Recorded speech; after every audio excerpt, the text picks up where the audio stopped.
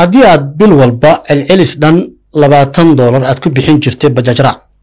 maxaa kaaga qorshe ah markay timaado in bajaajtu ay kala shaqeeyaan A iyo B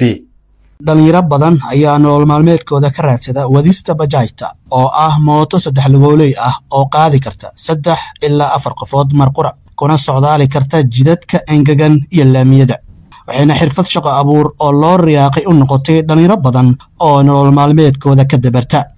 waana inta yar ee ka hartay fursadaha shaqo ee ka jira dalka Soomaaliya guddiga bajaajleyda ayaa sheegay inay jiraan 50,000 oo bajaaj oo u diiwaan gashan inay ka howlgalaan caasimadda laakiin waxa la rumaysan yahay in tiradu intaas ay ka badan tahay dawladda Soomaaliya waxay qayb ahaan sheegtay in go'aanka A iyo B ay u gaartay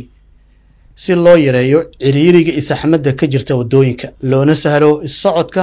gaadiidka iyo dadweynaha lama filayo in qiimaha lagu raaco sidii hore si ahaan doono waxay u badan tahay in bajaajleydu ay xisaabta buuxsadaan si ay u kaabaan maalinta aysan howlgelin laakiin go'aankan sidoo geesta kale dhaqaale ahaan u saameynaya darawallada iyo dadweynaha waa marka xigta